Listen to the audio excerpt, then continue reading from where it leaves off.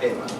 En esta oportunidad, dadas las limitaciones de tiempo, trataré de enunciar muy someramente algunas consideraciones generales sobre el tema de manera que nos sea posible comprender, por lo menos a grandes rasgos, el desarrollo de la poesía de la segunda mitad del siglo XX aquí en Santa Cruz.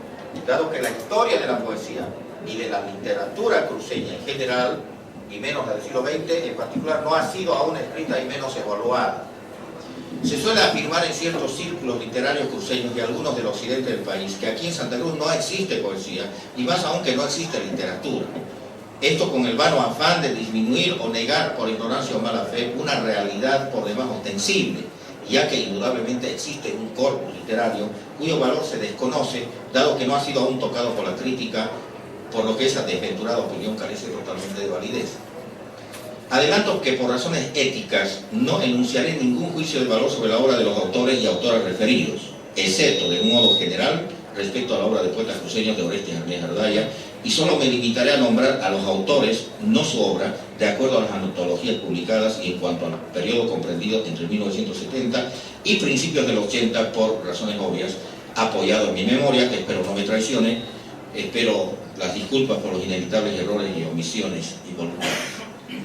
Para evitar posibles confusiones conceptuales, no nombraré en lo posible a los referidos como poetas, sino como autores o autoras, esto por razones de orden ético-estético, cuya consideración propia de la crítica escapa a los objetivos propuestos aquí, tema que sostengo debe ser objeto a corto plazo de un impostergable debate que se enmarque dentro de un discurso de orden estrictamente literario, fuera de consideraciones extraliterarias de orden subjetivo.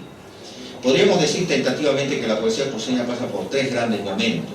Un romanticismo. El romanticismo nace en Europa en 1797, aquí llega a mediados del siglo XVIII, naturalmente, o siglo XIX. Un romanticismo tardío, coexistente con un costumbrismo y un regionalismo, los que se prolongan hasta el fin del siglo XIX e incluso el XX. Dos, un modernismo tardío enraizado en la tradición latinoamericana. El romanticismo europeo empieza en 1888 y aquí está terminando su vigencia en 1950 aproximadamente. Y finalmente una vanguardia latinoamericana, la vanguardia aproximadamente nace en 1930, la latinoamericana, heredera de Pablo Neruda, Vicente Huidobro y César Vallejo en particular, seguida por una post-vanguardia liderizada por Octavio Paz, Jorge Luis Borges y José Lezamalí. Hay quienes sostenemos que la ruptura con la poesía tradicional de corte costumbrista, romántico y bucólico en Santa Cruz se ha producido en la década de los 70, contrariamente a quienes pretenden que ello habría sucedido en la década de los 80 con el movimiento llamado Genecherú. Sobre cuándo se produce esta ruptura que da inicio a la poesía actual cruceña podrá ser demostrado simplemente por los hechos, y ahí están los documentos. La primera antología que se publica en Santa Cruz respecto a la poesía cruceña es Poetas Cruceños de Orestes Arnés Ardaya, en 1975. Luego vendrán otras antologías referentes a la poesía cruceña, como Antología Provisional, Poesía Joven de Santa Cruz, de Antonio Rojas, en 1986, con 10 autores. Después Antología de Autores Cruceños, desde el siglo XII hasta nuestros días, de Nicole Charbonneau, de Villagómez, en 1988, con 20 autores, es decir, poetas, entre comillas, 13 tradicionales y 7 nuevos. Después, Antología de la Poesía Viva en Bolivia, que incluye, lógicamente, 15 cruceños en conjunto, que es publicada por la Sociedad Cruceña, por la Sociedad de Escritores de Bolivia, Latina Editores, 354 páginas, 104 autores. Entre ellos están 15 cruceños, que publican en Bolivia. Luego está la Breve Poesía Cruceña, en 1990, perdón, un desfase ahí, esta es anterior a la previa. Breve Poesía Cruceña 1 en 1990 con 51 autores. Después está Breve Poesía Cruceña 2 en 2005 con 51 autores, creo aproximadamente. Y hay otra antología que es importante también, que es Oblivion and Stone, selección bilingüe inglés-español de cuento y poesía contemporáneos de Bolivia, Universidad de Arkansas, publicada en 1998. El acopio de material se hizo respecto a esta última ya por el año 1988. Registra 14 poetas cruceños. Estas publicaciones son una pauta muy útil para comprender el proceso y donde en cada una se registra un conjunto de autores que, según el antologador, serían representativos de la poesía cruceña en su momento. Por razones de orden crítico, veremos algo en detalle solo de la antología Poetas Cruceños de Orestes Arnés Ardaya. publicada en 1975. Es una antología de 280 páginas, 106 textos o poemas, 70 autores, 59 hombres y 11 mujeres, sin referencia editorial, en Santa Cruz, Bolivia. El libro se abre con José Manuel Vaca Cañoto y cierra con Pedro Rivero Mercado, y se divide de un modo arbitrario en 3 periodos y una parte dedicada a la poesía escrita por mujeres. Habla de 18 románticos, luego de 26 modernos, y finalmente los románticos están paradójicamente entre 1790 y 1890, fecha de nacimiento. Los modernos entre 1888 y 1920, y luego habla de contemporáneos, pero no se puede hablar de poesía contemporánea como género, como naturalmente, porque si se habla de romanticismo y modernismo, no se puede hablar de poesía contemporánea en un sentido no estilístico, sino temporal. Entonces hay un problema, porque los modernos se prolongan en ese momento contemporáneo después. Es decir, los modernistas cruceños van a seguir existiendo hasta nuestros días incluso. Pero ya a mediados del siglo pasado ya terminan básicamente el modernismo cruceño, digamos así. Pero todos estos movimientos son tardíos, como hemos visto al principio. El prologuista de la obra, Óscar Alborta Velasco, dice lo siguiente, escuchen bien: llegó el flujo de las tendencias y escuelas literarias, aunque con bastante atraso. Por eso quedaron cultores del clasicismo y del romanticismo que están tan lejos del naturalismo que introdujo la erudición y la objetividad. Llegó tardíamente el modernismo con su parte de ritmo libre y desesperación metafísica. Eso es lo que dice Alborta Velasco, referente a la antología de Orestes Arnés. Es una producción literaria en su mayor parte de aficionados y versificadores, digo yo, a momentos con cierto sabor doméstico, con cierto tono bucólico y tendencia costumbrista y regionalista, salvo honrosas excepciones, y esta es una opinión estrictamente personal.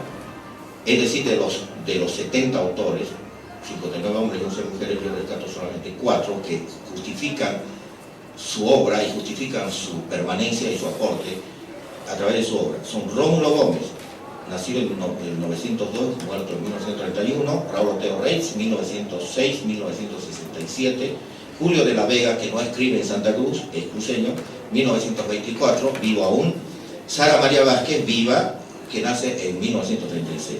Pero Julio de la Vega y Sara María, el uno escribe en La Paz y el otro en Cochabamba, cuya obra considero que constituye un aporte literario y es lo único salvable creo, de esa antología. Como podemos ver en esta antología publicada en 1975, no aparece aún ningún rastro de lo que sería el proceso de ruptura posterior. No existe ningún autor, excepto Julio de la Vega, que se acerca tímidamente a las propuestas de la vanguardia latinoamericana, a la que se incorpora plenamente mucho después y alcanzará altas cotas poéticas, pero fuera del ámbito cruceño, en La Paz, ciudad que lo acoge y le abre las puertas, reconociéndolo como un poeta paceño y nacional. Veamos algo de la década de los 70. Sin embargo, será en el marco de la década de los 70 que se inicia un proceso poético que coincide con el inicio de la cruenta dictadura bancerista, iniciada en agosto de 1971, instrumentalizada por la inteligencia norteamericana en contra de los movimientos de izquierda en emergencia por ese entonces aquí en nuestro país. Este hecho comprometerá a muchos intelectuales y escritores de izquierda con una lucha de resistencia que será motivo de una sistemática represión política. En este periodo aparecen Freddy Extremadoiro, Elías Serrano, René Pérez, Luis Andrade, Carlos Velasco y Jorge Pérez, que es un poeta cruceño que vive en La Paz, que vivió en Europa, cuya obra está inédita, pero está, y habría que leerla de todas maneras. Muere prematuramente, muy joven, y deja su obra inédita. Las condiciones de publicación en esa época son muy adversas, mucho más dado nuestro compromiso con la resistencia y nuestra identificación con la ideología revolucionaria del momento. Es en ese instante que ya surge una poesía de engagement, es decir, de ruptura, llamada también de compromiso social o de protesta, con un compromiso político, ideológico, influida directamente por la vanguardia latinoamericana, ligada con los movimientos de izquierda y de resistencia a la dictadura. Predomina el versolibrismo. Los autores escriben bajo la influencia directa del surrealismo, de la poesía nerudiana, Huidobro, Vallejo, el exteriorismo de Ernesto Carnera y la antipoesía de Ricardo Parra. Se realizan actuaciones públicas, recitales, lectura de poemas, se expone el primer salón de poema ilustrado, se muestra la poesía experimental, poema objeto en 1979, se expone poesía dibujada o concreta y realiza publicaciones de prensa a fines de los años 70. La poesía concreta, y esto quiero subrayar, que se hace en Santa Cruz de 1970, nace por esta influencia de Eugen Gomringer, y Eugen Gomringer es un poeta boliviano, nacido en Cachola Esperanza, de padre suizo y madre boliviana, es uno de los precursores, es el fundador de la poesía concreta universal contemporánea, y aquí nadie le da bola, así de simple, y está todavía vivo en Alemania. Esa influencia va a llegar, escribimos y hacemos poesía concreta, y sin embargo todavía coexisten la poesía de ese momento con las formas tradicionales, romance, costumbrismo, etcétera, y regionalismo, hasta incluso hasta nuestros días con algunos ecos. Una frase más me permite. Para terminar esto con una frase, con un pequeño párrafo, quiero decir lo siguiente. Solo quiero referirme tangencialmente a los hechos de la década del 80 por muchas razones. Aquí nace el movimiento llamado LEMU, cuya referencia podrá ser la más ampliamente Reimi Ferreira. LEMU, que de alguna manera está ligado con la llamada Revolución Cultural Latinoamericana, que aparece, que ya se gesta en los últimos años de los 79, no en el 80, y se publica en el 84 en Trinchera, que dirige Reimi Ferreira, ¿no? En dicho manifiesto propongo la autodeterminación lingüística de los países latinoamericanos castellano hablantes y su consiguiente liberación de la secular dominación idiomática ibérica. Es una tesis filosófico-lingüística que propone el cambio del alfabeto tradicional a uno fonémico. Este documento surge como producto de un largo proceso de investigación y reflexión desde fines de los años 70 sobre las causas de nuestra dependencia y nuestro atraso sociocultural y económico. Hasta ahí mi responsabilidad en esta exposición. A partir de esto, en diálogos subsiguientes podrán aclararse otras cosas de acuerdo a sus preguntas. Gracias.